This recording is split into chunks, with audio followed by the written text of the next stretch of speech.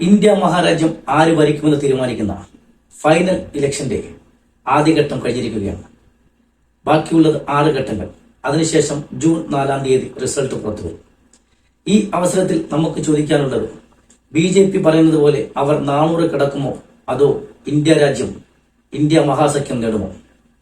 2019 ഇന്ത്യയിൽ BJP വീണ്ടും അധികാരത്തിൽ വരുമെന്ന് എല്ലാവർക്കും അറിയുന്ന കാര്യമായിരുന്നു.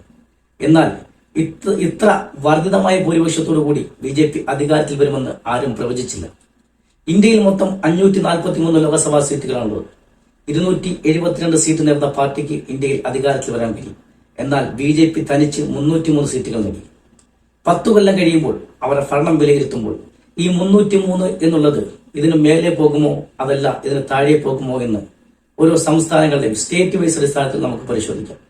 കഴിഞ്ഞ ഇലക്ഷനിൽ 2019 ഇലക്ഷനിൽ ഇന്ത്യയിലെ പല സംസ്ഥാനങ്ങളിലും മുഴുവൻ സീറ്റുകളിലും അവർ വിജയിച്ചു. ഗുജറാത്ത്, രാജസ്ഥാൻ, ദില്ലി, ഹരിയാന പോലെയുള്ള സ്ഥലങ്ങളിൽ.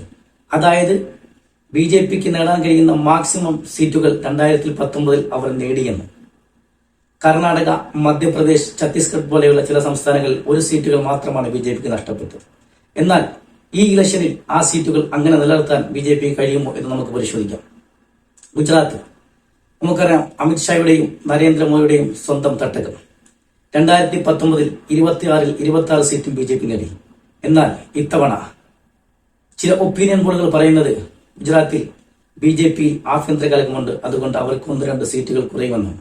എന്നാൽ ഈ 26 സീറ്റിൽ ഇത്തവണ 1 സീറ്റും കുറയാൻ സാധ്യതയില്ല എന്ന് തന്നെയാണ് പൊതുവെയുള്ള വിലയിരുത്തലുകൾ. ചിലപ്പോൾ വോട്ട് ഷെയറിൽ ചിലപ്പോൾ നഷ്ടങ്ങൾ സംഭവിച്ചിരിക്കാം. എന്നാലും ഈ 26 സീറ്റും BJP തന്നെ നേടും എന്നുള്ളതാണ് പൊതുവെയുള്ള വിലയിരുത്തൽ. എന്നാൽ രാജസ്ഥാനിൽ 2019 25 സീറ്റും BJP ആണ് നേടുന്നത്. ഇത്തവണ അത് നേടുമോ? അവിടെ നേടില്ല എന്നാണ് അറിയാൻ കഴിയുന്നത്. കാരണം അവിടെ കോൺഗ്രസിനകത്ത് ആഭ്യന്തര പ്രശ്നം ഇപ്പോൾ ഇല്ല. BJPക്ക് അകത്ത് ശക്തമായ ആഭ്യന്തര പ്രശ്നമുണ്ട്. മാത്രമല്ല അവിടെ രാജ്പുത്ത് എന്ന് പറയുന്ന അവിടുത്തെ പ്രമുഖ ഒരു സമുദായം BJPക്കെതിരെ ശക്തമായ പ്രതികരണമായി, ശക്തമായ പ്രതിഷേധമായി രംഗത്ത് വരികയാണ്. ഇപ്പോൾ ഈ അടുത്ത സമയത്ത് കഴിഞ്ഞ 2 ദിവസങ്ങളായി നരേന്ദ്രമോദി അവിടെ ചില പരാമർശങ്ങളൊക്കെ നടത്തി നമ്മൾ കണ്ടു. പ്രധാനപ്പെട്ട ഒപ്പീനിയൻ പോളുകളെല്ലാം പറയുന്നത് രാജസ്ഥാനിൽ BJPക്ക് 10 മുതൽ 12 വരെ സീറ്റുകൾ കുറയുമെന്നാണ്. എന്നാൽ 5-6 സീറ്റുകൾ ഉറപ്പായും രാജസ്ഥാനിൽ BJPക്ക് നഷ്ടപ്പെടും. അതേപോലെ ഹരിയാന 2019 10 സീറ്റുകളും ഹരിയാനയിൽ BJP നേടി. ഇത്തവണ 1-2 സീറ്റ് കുറയും എന്ന് ഒപ്പീനിയൻ പറയുന്നു. 1 സീറ്റ് ഉറപ്പായും കുറയും. അതേപോലെ ദില്ലി 2019 ദില്ലിയിൽ 7 സീറ്റും BJP ആണ് വിജയിച്ചത്. എന്നാൽ അന്ന് അവിടെ കോൺഗ്രസ്, ആം ആദ്മി, BJPയും ശക്തമായ ത്രികോണ മത്സരമാണ് നടത്തിയത്. എന്നാൽ ഇന്ന് അവിടെ കോൺഗ്രസും ആം ആദ്മിയും തമ്മിൽ അലയൻസിലാണ്. 4 സീറ്റിൽ ആം ആദ്മിയും 3 സീറ്റിൽ കോൺഗ്രസും മത്സരിക്കുന്നു. മാത്രമല്ല അവിടുത്തെ ഡൽഹിയുടെ മുഖ്യമന്ത്രി ആം ആദ്മിയുടെ പ്രമുഖ നേതാവ് അരവിന്ദ് കെജ്രിവാളിനെ അറസ്റ്റ് ചെയ്ത് ജയിലിലാക്കിയിരിക്കുകയാണ്. അതിനെതിരെ ദില്ലിയിൽ ശക്തമായ പ്രതിഷേധമുണ്ട്. അത് വോട്ടായി മാറിയാൽ ചിലപ്പോൾ 7 സീറ്റുകളും BJPക്ക് നഷ്ടപ്പെട്ടാൽ അത്ഭുതപ്പെടാനില്ല. എന്നാൽ കുറഞ്ഞതിന് 3 സീറ്റ് ഡൽഹിയിൽ നഷ്ടപ്പെടും എന്നുള്ള കാര്യത്തിൽ ആർക്കും സംശയമില്ല. അതേപോലെ ഓരോ സീറ്റ് നഷ്ടപ്പെട്ട സ്ഥലങ്ങളുണ്ട്. കർണാടക, മധ്യപ്രദേശിൽ ഇത്തവണയും BJPക്ക് വലിയ നഷ്ടങ്ങളൊന്നും സംഭവിക്കില്ല. 1-2 സീറ്റുകൾ ചിലപ്പോൾ നഷ്ടപ്പെടും എന്ന് മാത്രമാണുള്ളത്. എന്നാൽ കർണാടകയിലാണ് കോൺഗ്രസും BJPയും തമ്മിൽ ശക്തമായ മത്സരം നടക്കുന്നത്. കേന്ദ്രത്തിൽ ഭരണം നഷ്ടപ്പെട്ടാലും കർണാടകയിൽ BJPക്ക് വിജയിക്കുക അവിടെ പ്രസ്റ്റീജിന്റെ പ്രശ്നമാണ്. കാരണം അമിത്ഷായുടെ കടുത്ത ശത്രു DK ശിവകുമാറിന്റെ സ്വന്തം തട്ടകമാണ് കർണാടക. കഴിഞ്ഞ തവണ അവിടെ 1 സീറ്റ് മാത്രമാണ് കോൺഗ്രസിന് ലഭിച്ചതെങ്കിൽ ഇപ്പോൾ പല പ്രമുഖ ഒപ്പീനിയൻ പോളുകളും പറയുന്നത് കർണാടകയിൽ പകുതിയിലധികം സീറ്റുകൾ DK ശിവകുമാർ നേതൃത്വം നൽകുന്ന കോൺഗ്രസ് കൊണ്ടുപോകുമെന്നുള്ളതാണ്.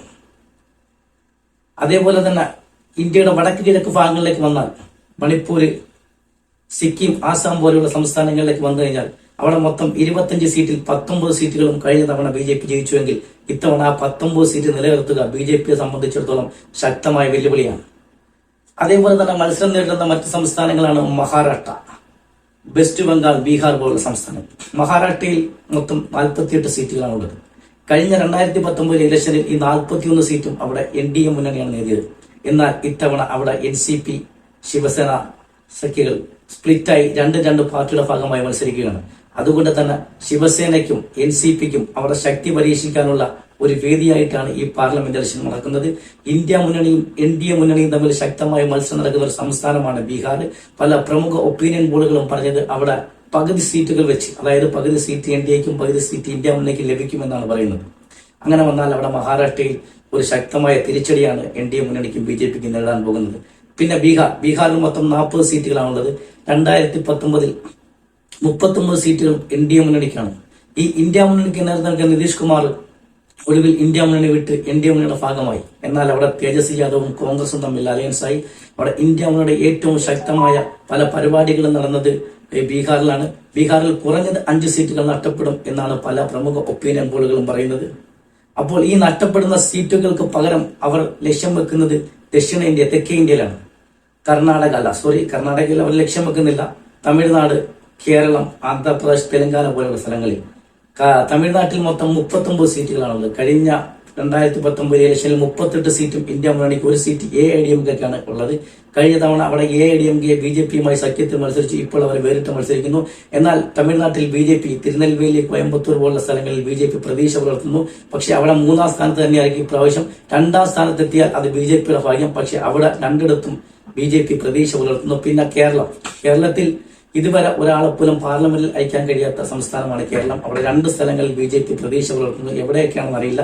പക്ഷേ ഇവിടെ രണ്ടിടത്തും വിജയിച്ചാൽ മാത്രം BJPക്ക് പ്രതീക്ഷ ഉള്ളൂ എന്ന് പറയാം. തെലങ്കാനയിൽ കഴിഞ്ഞ തവണ 4 സീറ്റുകൾ BJPക്ക് കിട്ടി. അവിടെ ഇത്തവണ വലിയ ഒരു പരിക്കുകൾ BJPക്ക് സംഭവിക്കില്ല. എന്നാൽ കോൺഗ്രസിനെ സംബന്ധിച്ചിടത്തോളം ശക്തമായ തിരിച്ചുവരവ് തെലങ്കാനയിൽ നടത്തും. 13 സീറ്റുകൾ വരെ കിട്ടും. കഴിഞ്ഞ തവണ 4 സീറ്റുകളാണ് കിട്ടിയത്. പിന്നെ ആന്ധ്രാപ്രദേശ്, തെക്കേ ഇന്ത്യയിൽ BJPക്ക് നേട്ടം ഉണ്ടാകാൻ പോകുന്ന സംസ്ഥാനം ആന്ധ്രാപ്രദേശാണ്. അവിടെ ഘടകകക്ഷി തെലുങ്ക് ദേശം, ചന്ദ്രബാബു നായിഡുവിന്റെ തെലുങ്ക് ദേശവുമായി അലയൻസിലാണ് മത്സരിക്കുന്നത്. അവിടെ NDAക്ക് പ്രതീക്ഷ ഉണ്ടാകും, BJPക്കല്ല. തെലുങ്ക് ദേശം പാർട്ടിക്ക് പ്രതീക്ഷയുണ്ട്. അങ്ങനെ വന്നാൽ അവിടെ പ്രതീക്ഷ ഉണ്ടാകും. ഈ കണക്കുകൾ വെച്ച് നോക്കുമ്പോൾ ഇന്ത്യയിൽ ഒറ്റയ്ക്ക് BJPക്ക് അധികാരത്തിൽ വരാൻ കഴിയില്ല എന്ന് മനസ്സിലാക്കുന്നു. ഘടകകക്ഷികളുടെ സഹായത്തോടു കൂടി മാത്രമേ 2027 BJP അധികാരത്തിൽ വരുമെങ്കിൽ അങ്ങനെ സാധിക്കുകയുള്ളൂ. ചിലപ്പോൾ ബറാബറായാൽ ഇപ്പുറത്ത് ഇന്ത്യ മുന്നണിയും അപ്പുറത്ത് NDA മുന്നണിയും ഒപ്പത്തിനൊപ്പം വന്നാൽ ഈ 2 കക്ഷിയിലും പെടാൻ നിൽക്കുന്ന ചില പ്രമുഖ പാർട്ടികൾ അവർ തീരുമാനിക്കും ഇന്ത്യ മഹാരാജ്യമാര് ഭരിക്കണമെന്ന്. തൃണമൂൽ കോൺഗ്രസ്, വെസ്റ്റ് ബംഗാളിലെ തൃണമൂൽ കോൺഗ്രസ്, മമതാ ബാനർജി നേതൃത്വം നൽകുന്ന തൃണമൂൽ കോൺഗ്രസും YSR കോൺഗ്രസ് ഒക്കെ തീരുമാനിക്കും ഇന്ത്യ മഹാരാജ്യമാര് ഭരിക്കണമെന്ന്. വെസ്റ്റ് ബംഗാളിൽ 30-35 സീറ്റുകൾ എന്തായാലും മമതാ ബാനർജിക്ക് കിട്ടും. അങ്ങനെ വന്നാൽ കൂട്ടുകക്ഷി ഭരണം വന്നാൽ അവർ തീരുമാനിക്കും ഇന്ത്യ മഹാരാജ്യം ആര് ഭരിക്കണമെന്ന്. നമുക്കറിയാം 2004 ഇന്ത്യയിൽ അടൽ ബിഹാരി വാജ്പേയി നേതൃത്വത്തിൽ വീണ്ടും BJP അധികാരത്തിൽ വരുമെന്ന് ഇന്ത്യയിലെ മുഴുവൻ രാഷ്ട്രീയ നിരീക്ഷകരും ഒരേ സ്വരത്തിൽ പറഞ്ഞു. പക്ഷേ ഇലക്ഷൻ കഴിഞ്ഞപ്പോൾ അവിടെ അടൽ ബിഹാരി വാജ്പേയിയുടെ നേതൃത്വത്തിലുള്ള സർക്കാർ വീഴുകയും UPA, അന്ന് ഇന്ത്യ മുന്നണി UPയുടെ നേതൃത്വത്തിലുള്ള സർക്കാരാണ് ഇന്ത്യയിൽ അധികാരത്തിൽ വന്നത്. രാഷ്ട്രീയമാണ്, എന്തു സംഭവിക്കാം. എന്തായാലും എന്തു സംഭവിക്കുമെന്ന് അറിയാൻ ജൂൺ 4 വരെ കാത്തിരിക്കേണ്ടി വരും. എന്താണ് നിങ്ങളുടെ അഭിപ്രായം?